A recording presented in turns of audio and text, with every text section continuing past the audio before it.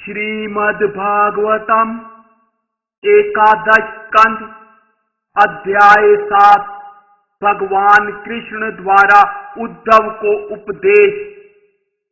भगवान ने कहा, हे महाभाग्यशाली उद्धव, तुमने इस पृथ्वी पर से यदुवंश को समेटने की तथा वैकुंठ में अपने धाम लौटने की मेरी इच्छा को सही सही जान लिया है।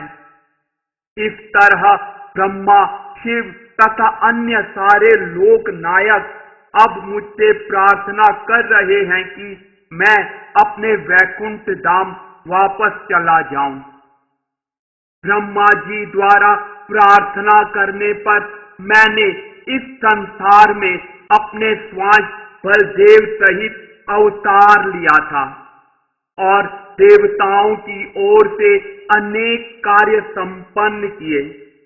अब यहाँ पर मैं अपना मिशन पूरा कर चुका हूँ। अब ब्राह्मणों के शाप से यह यदुवंश निश्चित रूप से परस्पर झगड़कर समाप्त हो जाएगा और आज से 7वें दिन यह समुद्र उफन कर इस द्वारका नगरी को आप्लावित कर देगा। हे साधु उद्धव, मैं निकट भविष्य में इस पृथ्वी को छोड़ दूंगा। तब कलयुग से अभिभूत होकर यह पृथ्वी समस्त पवित्रता से विहीन हो जाएगी। हे उद्धव, जब मैं इस जगत को छोड़ चुकूं तो तुम्हें इस पृथ्वी पर नहीं रहना चाहिए। हे प्रिय भक्त, तुम निष्पाप हो, किंतु कलयुग में लोग सभी प्रकार के पाप पूर्ण कार्यों में लिप्त रहेंगे। अतएव तुम्हें यहाँ नहीं रुकना चाहिए। अब तुम्हें चाहिए कि अपने निजी मित्रों तथा संबंधियों से अपने सारे नाते त्याग कर अपने मन को मुझ पर एकाग्र करो। इस तरह सदैव मेरी भावना से भावित होकर तुम्हें सारी वस्तुओं को समान दृष्टि से देखना चाहिए और पृथ्वी भर में विचरण करना चाहिए। हे उद्धव, तुम जिस ब्रह्मांड को अपने मन, वाणी, नेत्रों, कानों तथा अन्य इंद्रियों से देखते हो, वह भ्रामक सृष्टि है, जिसे माया के प्रभाव से मनुष्य वास्तविक मान लेता है। वास्तव में तुम्हें यह जानना चाहिए कि भौतिक इंद्रियों के सारे विषय क्षणिक हैं। जिसकी चेतना माया से मोहित होती है, वह भौतिक वस्तुओं के मूल्य तथा अर्थ में अनेक अंतर देखता है। इस प्रकार वह भौतिक अच्छाई तथा बुराई के स्तर पर निरंतर लगा रहता है और ऐसी धारणाओं से बंधा रहता है। भौतिक द्वैत में लीन रहते हुए ऐसा व्यक्ति अनिवार्य कर्तव्यों की संपन्नता, ऐसे कर्तव्यों की असंपन्नता तथा निषिद्ध कार्यों की संपन्नता के विषय में कल्पना करता रहता है। इसलिए अपनी सारी इंद्रियों को वश में करते हुए तथा मन को दमन करके तुम सारे जगत को आत्मा के भीतर स्थित देखो, जो सर्वत्र प्रसारित है। यही नहीं, तुम इस आत्मा को मुझ पूर्ण पुरुषोत्तम भगवान के भीतर भी देखो। वेदों के निर्णायक ज्ञान से समन्वित होकर तथा व्यवहार में ऐसे ज्ञान के चरम उद्देश्य की अनुभूति करके तुम शुद्ध आत्मा का अनुभव कर सकोगे और इस तरह तुम्हारा मन तुष्ट हो जाएगा। उस समय तुम देवतादि से लेकर सारे जीवों के प्रिय बन जाओगे और तब तुम जीवन के किसी भी उत्पाद से रोके नहीं जाओगे। जो भौतिक अच्छाई तथा बुराई को लांघ चुका होता है वह स्वतः धार्मिक आदेशों के अनुसार कार्य करता है और वर्जित कार्यों से बचता है। स्वरूप सिद्ध व्यक्ति यह सब अबोध बालक की तरह अपने आप करता है, वरना इसलिए नहीं कि वह भौतिक अच्छाई तथा बुराई के रूप में सोचता रहता है। जो व्यक्ति सारे जीवों का शुभैषी है, जो शांत है और ज्ञान तथा विज्ञान में दृढ़ता से स्थिर है, वह सारी वस्तुओं को मेरे भीतर देखता है। ऐसा व्यक्ति फिर से जन्म मृत्यु के चक्र में कभी नहीं पड़ता।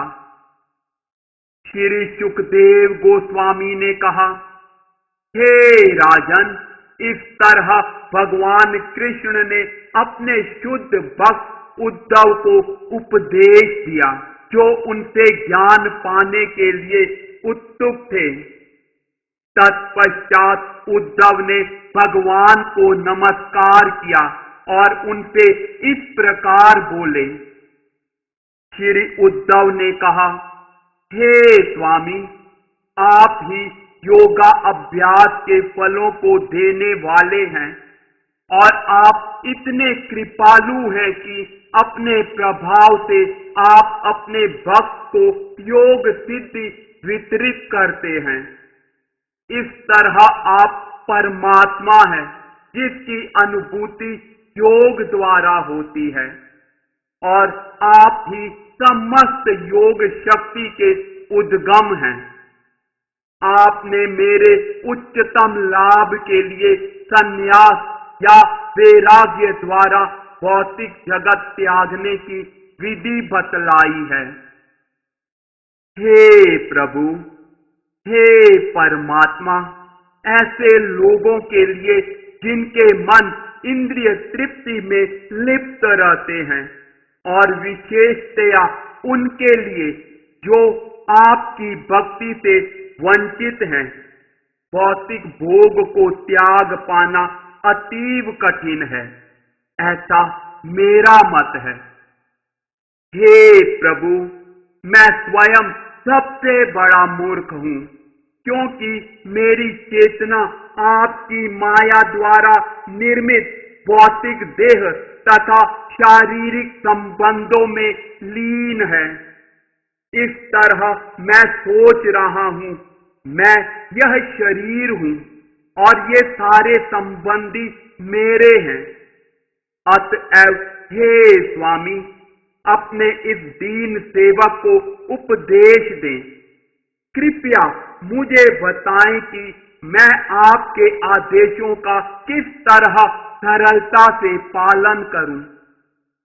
हे प्रभु, आप परम सत्य भगवान हैं और आप अपने भक्तों को अपना रूप दिखलाते हैं। मुझे आपके अतिरिक्त कोई ऐसा नहीं दिखता जो वास्तव में मुझे पूर्ण ज्ञान बतला सके। ऐसा पूर्ण शिक्षक स्वर्ग में देवताओं के बीच भी ढूंढे नहीं मिलता। निसंदेह ब्रह्मा इत्यादि सारे देवता आपकी माया शक्ति से मोहग्रस्त हैं। वे बद्ध जीव हैं जो अपने भौतिक शरीरों तथा शारीरिक अंशों को सर्वोच्च सत्य मान लेते हैं। अतएव हे स्वामी, भौतिक जीवन से ऊब कर तथा इसके दुखों से सताया हुआ मैं आपकी शरण में आया हूं, क्योंकि आप पूर्ण स्वामी हैं। आप अनंत सर्वज्ञ भगवान हैं, जिनका आध्यात्मिक निवास वैकुंठ में होने से समस्त उपद्रवों से मुक्त है। वस्तुतः आप समस्त जीवों के मित्र नारायण नाम से जाने जाते हैं। भगवान ने उत्तर दिया, सामान्यतया वे मनुष्य जो भौतिक जगत की वास्तविक स्थिति का दक्षता पूर्वक विश्लेषण कर सकते हैं, अपने आप को स्थूल भौतिक तृप्ति के अशुभ जीवन से ऊपर उठाने में समर्थ होते हैं।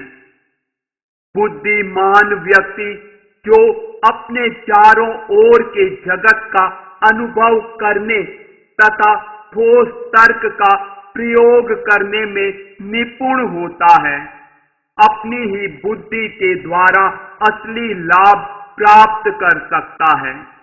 इस प्रकार कभी कभी मनुष्य अपना ही उपदेशक गुरु बन जाता है। मनुष्य जीवन में जो लोग आत्म संयमी हैं और सांख्य योग में दक्ष हैं, वे मुझे मेरी सारी शक्तियों समेत प्रत्यक्ष देख सकते हैं। इस जगत में अनेक प्रकार के सृजित शरीर हैं, कुछ एक पांव वाले, कुछ 2, 3, 4 या अधिक पांव वाले तथा अन्य बिना पांव के हैं, किंतु इन सबों में मनुष्य रूप मुझे वास्तविक प्रिय है। यद्यपि मुझ भगवान को सामान्य इंद्रिय अनुभूति से कभी पकड़ा नहीं जा सकता, किंतु मनुष्य जीवन को प्राप्त लोग प्रत्यक्ष रूप से मेरी खोज करने के लिए प्रत्यक्ष तथा अप्रत्यक्ष निश्चित लक्षणों द्वारा अपनी बुद्धि तथा अन्य अनुभूति इंद्रियों का उपयोग कर सकते हैं। इस संबंध में साधु पुरुष अत्यंत शक्तिशाली राजा यदु तथा एक अवधूत से संबंध एक ऐतिहासिक वार्ता का उदाहरण प्रस्तुत करते हैं। महाराज यदु ने एक बार किसी ब्राह्मण अवधूत को देखा जो तरुण तथा विद्वान प्रतीत होता था और निर्भय होकर विचरण कर रहा था।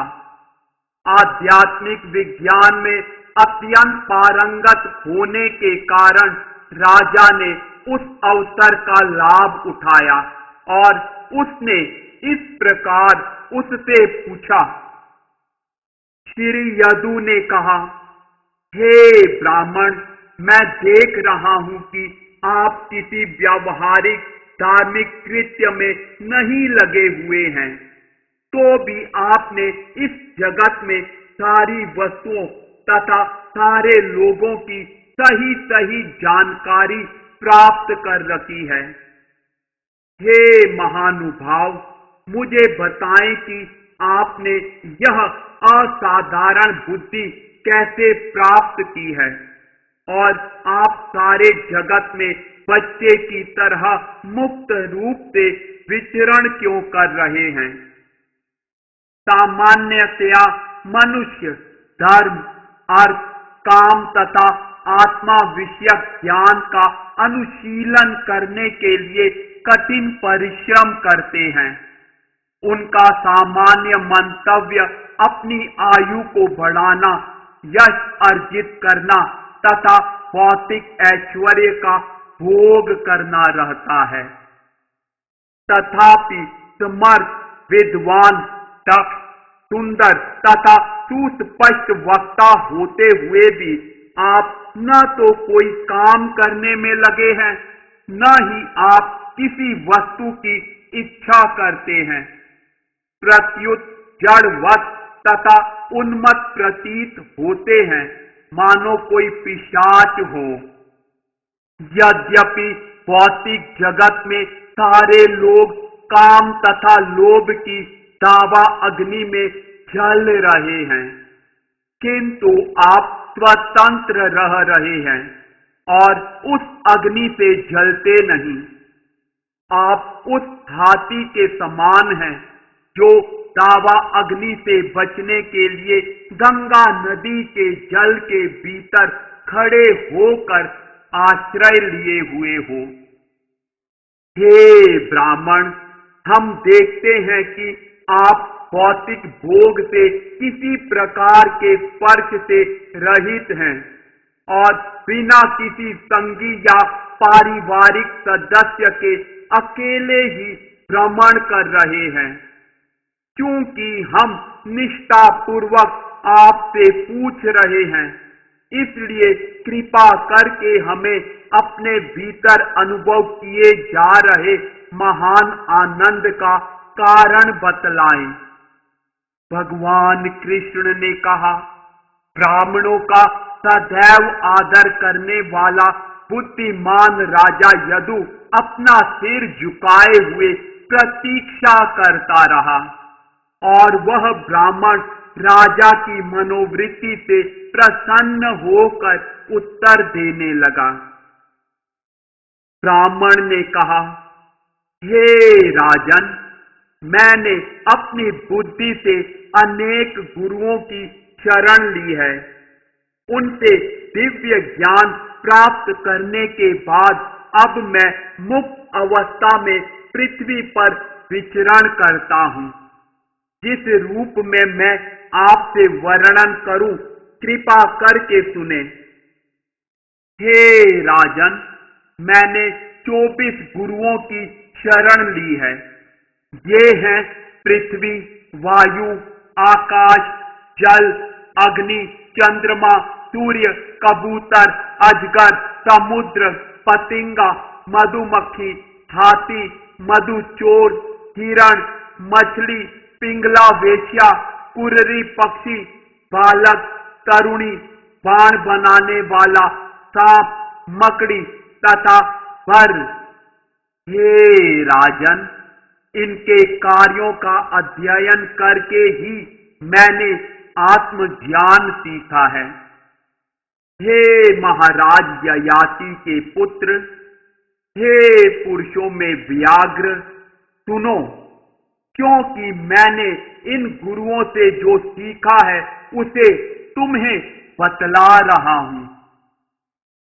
अन्य जीवों द्वारा सताए जाने पर भी धीर व्यक्ति को यह समझना चाहिए कि उसके उत्पीड़क ईश्वर के अधीन होकर असहाय रूप से कर्म कर रहे हैं।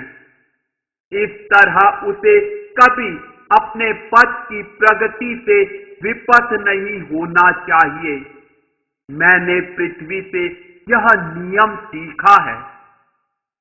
संत पुरुष को पर्वत से सीखना चाहिए कि वह अपने सारे प्रयास अन्यों की सेवा में लगाए और अन्यों के कल्याण को अपने जीवन का एकमात्र ध्येय बनाए। इसी तरह वृक्ष का शिष्य बनकर उसे स्वयं को अन्यों को समर्पित करना सीखना चाहिए। विद्वान मुनि को चाहिए कि वह अपने सादे जीवन यापन में ही तुष्टि माने। वह भौतिक इंद्रियों की तृप्ति के द्वारा तुष्टि की खोज न करे। दूसरे शब्दों में मनुष्य को अपने शरीर की परवाह इस तरह करनी चाहिए कि उसका उच्चतर ज्ञान विनष्ट न हो और उसकी वाणी तथा मन आत्म साक्षात्कार के मार्ग से विचलित न हो। यहाँ तक कि योगी भी ऐसी असंख्य भौतिक वस्तुओं से घिरा रहता है जिनमें अच्छे तथा बुरे गुण पाए जाते हैं, किंतु जिसने भौतिक अच्छाई तथा बुराई लांग ली है, उसे भौतिक वस्तुओं के संपर्क में रहते हुए भी उनमें फंसना नहीं चाहिए। प्रत्युत उसे वायु की तरह कार्य करना चाहिए। इस जगत में स्वरूप सिद्ध आत्मा विविध भौतिक शरीरों में उनके विविध गुणों तथा कार्यों का अनुभव करते हुए रह सकता है, किंतु वह उनमें कभी उलझता नहीं।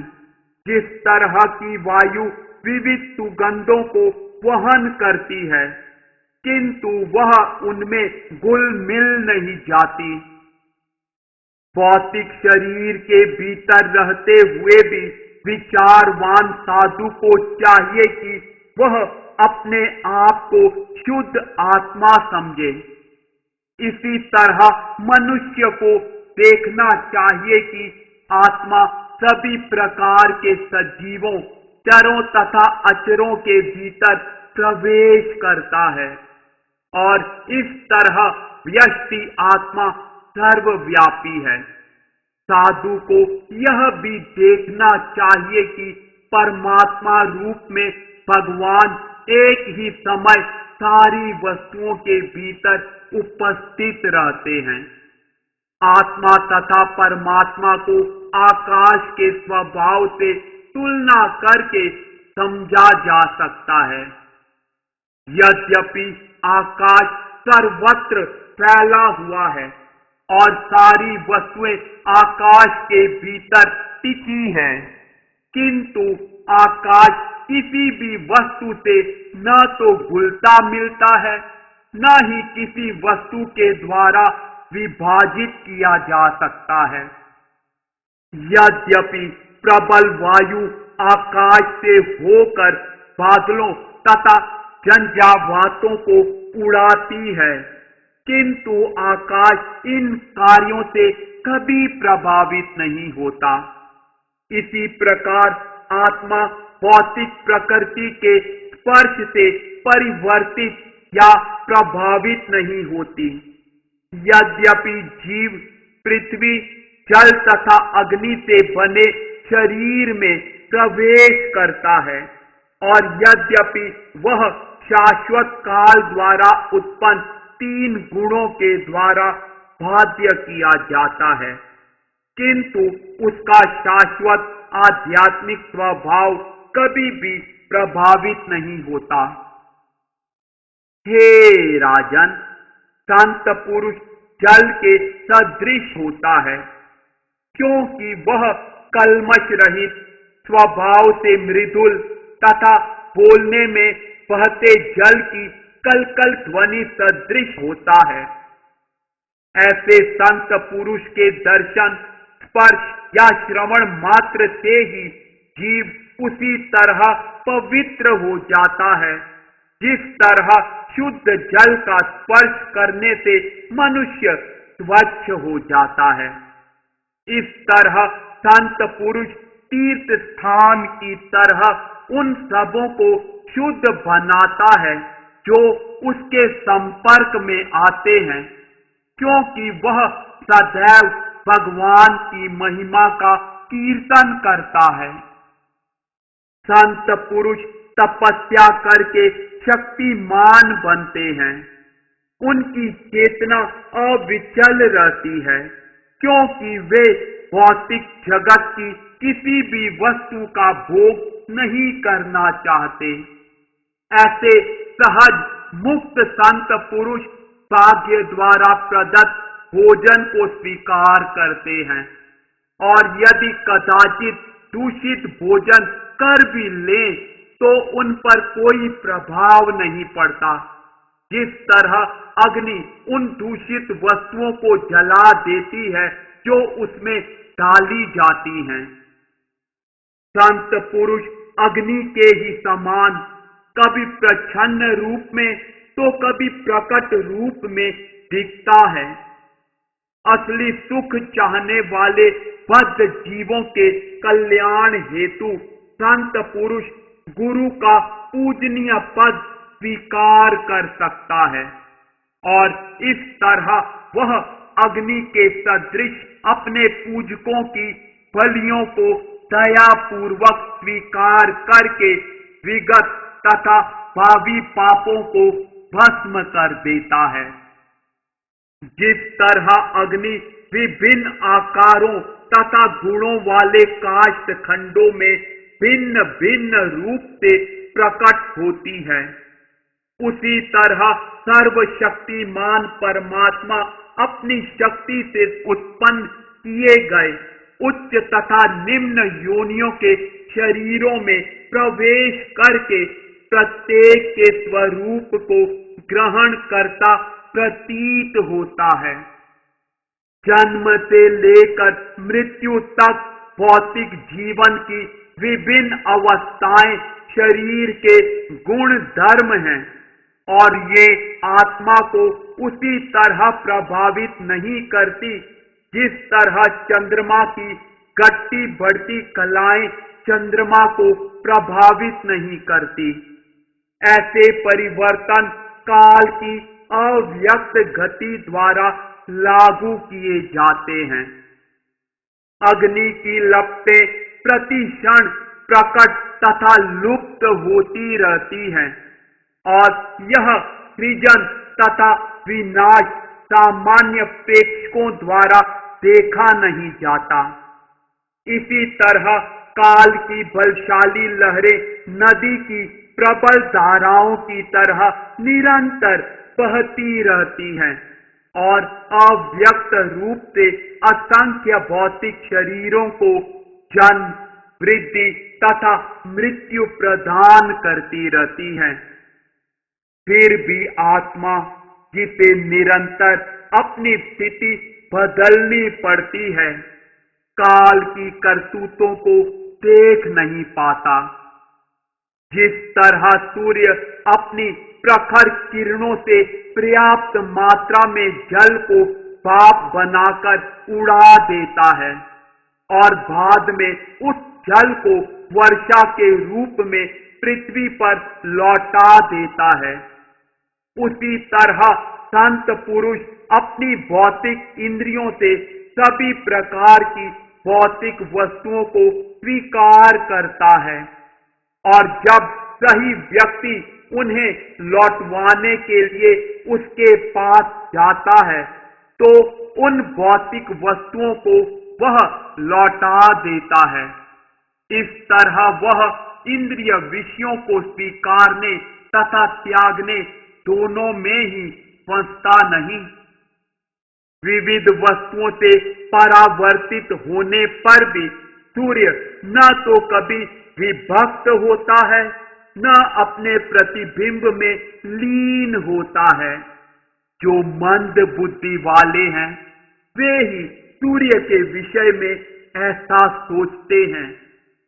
इसी प्रकार आत्मा विभिन्न भौतिक शरीरों से प्रतिबिंबित होते हुए भी अविभाजित तथा अभौतिक रहता है। मनुष्य को चाहिए कि किसी व्यक्ति या किसी वस्तु के लिए अत्यधिक स्नेह या चिंता न करे, अन्यथा उसे महान दुख भोगना पड़ेगा, जिस तरह की मूर्ख कबूतर भोगता है। एक कबूतर था जो अपनी पत्नी के साथ जंगल में रहता था।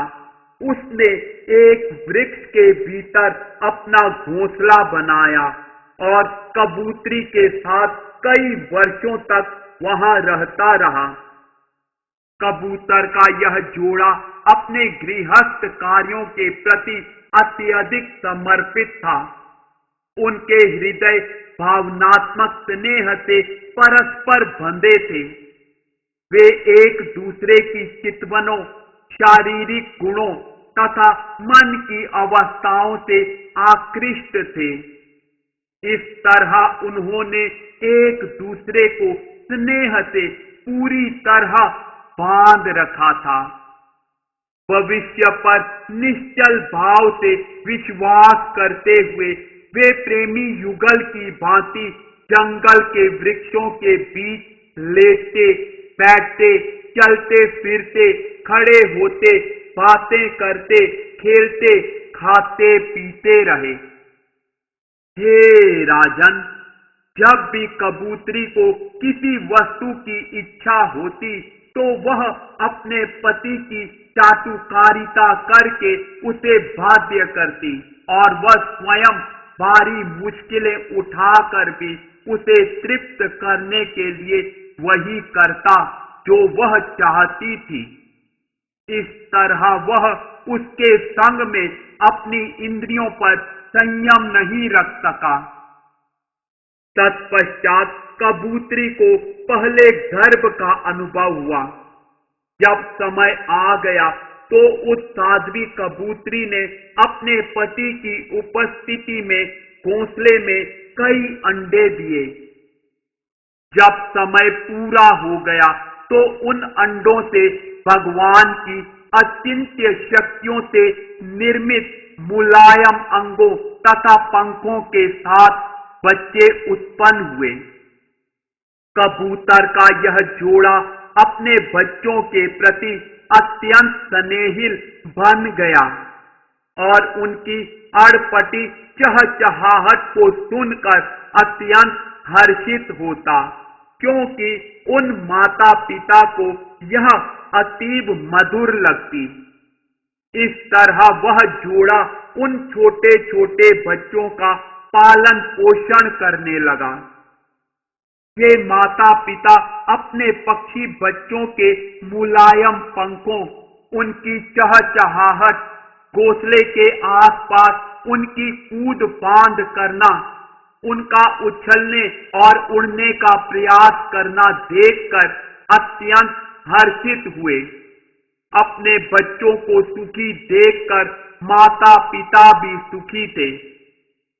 स्नेह से बंधे हुए हृदयों वाले ये मूर्ख पक्षी भगवान विष्णु की माया द्वारा पूर्णतः मोहग्रस्त होकर अपने छोटे छोटे बच्चों का लालन पालन करते रहे। एक दिन परिवार के दोनों मुखिया अपने बच्चों के लिए भोजन तलाश करने बाहर चले गए। अपने बच्चों को ठीक से खिलाने की चिंता में वे काफी समय तक पूरे जंगल में विचरते रहे। उस समय संयोगवश जंगल में विचरण करते हुए किसी बहेलिये ने कबूतर के इन बच्चों को उनके घोंसले के निकट विचरते हुए देखा। उसने अपना जाल फैलाकर उन सबों को पकड़ लिया। कबूतर तथा उसकी पत्नी अपने बच्चों के लालन पोषण के लिए सदैव चिंतित रहते थे और इसी उद्देश्य से वे जंगल में भटकते रहे थे। समुचित अन्न पाकर अब वे अपने घोंसले पर लौट आए। जब कबूतरी ने अपने बच्चों को बहेलिये के जाल में फंसे देखा तो वह व्यथा से अभिभूत हो गई और चिल्लाती हुई उनकी ओर दौड़ी। वे बच्चे भी उसके लिए चिल्लाने लगे। क्योंकि कबूतरी ने अपने को गहन स्नेह के बंधन से सदा बांध रखा था, इसलिए उसका मन व्यथा से विहल था। भगवान की माया के चंगुल में होने से वह अपने को पूरी तरह भूल गई और अपने असहाय बच्चों की ओर दौड़ती हुई वह भी तुरंत बहेलिये के जाल में बंध गई। अपने प्राणों से भी प्यारे अपने बच्चों को तथा साथ में अपने ही समान अपनी पत्नी को बहेलिये के जाल में बुरी तरह बंधा देखकर बेचारा कबूतर दुखी होकर विलाप करने लगा। कबूतर ने कहा, हाय देखो ना, मैं किस तरह बर्बाद हो गया हूं। स्पष्ट है कि मैं महामूर्ख हूं, क्योंकि मैंने समुचित पुण्य कर्म नहीं किए। न तो मैं अपने को संतुष्ट कर सका, न ही मैं जीवन के लक्ष्य को पूरा कर सका। मेरा प्रिय परिवार, जो मेरे धर्म, अर्थ तथा काम का आधार था, अब पूरी तरह से नष्ट हो गया। मैं तथा मेरी पत्नी आदर्श जोड़ा थे। वह सदैव मेरी आज्ञा का पालन करती थी और मुझे अपने पूज्य देवता की तरह मानती थी, किंतु अब वह अपने बच्चों को नष्ट हुआ और अपने घर को रिक्त देखकर मुझे छोड़ गई और हमारे संत स्वभाव वाले बच्चों के साथ स्वर्ग चली गई। अब मैं वीरान घर में रहने वाला दुखी व्यक्ति हूँ। मेरी पत्नी मर चुकी है, मेरे बच्चे मर चुके हैं। मैं भला क्यों जीवित रहना चाहूं? मेरा हृदय अपने परिवार के विछोह से इतना पीड़ित है कि मेरा जीवन मात्र कष्ट बनकर रह गया है। जब पिता कबूतर अपने बेचारे बच्चों को जाल में बंधा और मृत्यु के कगार पर दीन भाव से उन्हें अपने को छुड़ाने के लिए करुणावस्था में संघर्ष करते देख रहा था, तो उसका मस्तिष्क शून्य हो गया और वह स्वयं भी बहेलिए के जाल में गिर पड़ा। वह निष्ठुर बहेलिया उस कबूतर को, उसकी पत्नी को तथा उनके सारे बच्चों को पकड़कर अपनी इच्छा पूरी करके अपने घर के लिए चल पड़ा। इस तरह जो व्यक्ति अपने पारिवारिक जीवन में अत्यधिक अनुरक्त रहता है, वह हृदय में शुद्ध रहता है। कबूतर की ही तरह वह संसारी यौन आकर्षण में आनंद ढूंढता रहता है। अपने परिवार का पालन पोषण करने में बुरी तरह व्यस्त रहकर कंजूस व्यक्ति अपने परिवार वालों के साथ अत्यधिक कष्ट भोगता है। जिसने मनुष्य जीवन पाया है, उसके लिए मुक्ति के द्वार पूरी तरह से खुले हुए हैं। किंतु यदि मनुष्य इस कथा के मूर्ख पक्षी की तरह अपने परिवार में ही लिप्त रहता है, तो वह ऐसे व्यक्ति के समान है जो ऊंचे स्थान पर केवल नीचे गिरने के लिए ही चढ़ा हो। इस प्रकार श्रीमद् भागवत के 11वें स्कंद के अंतर्गत भगवान कृष्ण द्वारा उद्धव को उपदेश नामक 7वें अध्याय के श्रील भक्ति वेदांत स्वामी प्रभुपाद के विनीत सेवकों द्वारा रचित तात्पर्य पूर्ण हुए।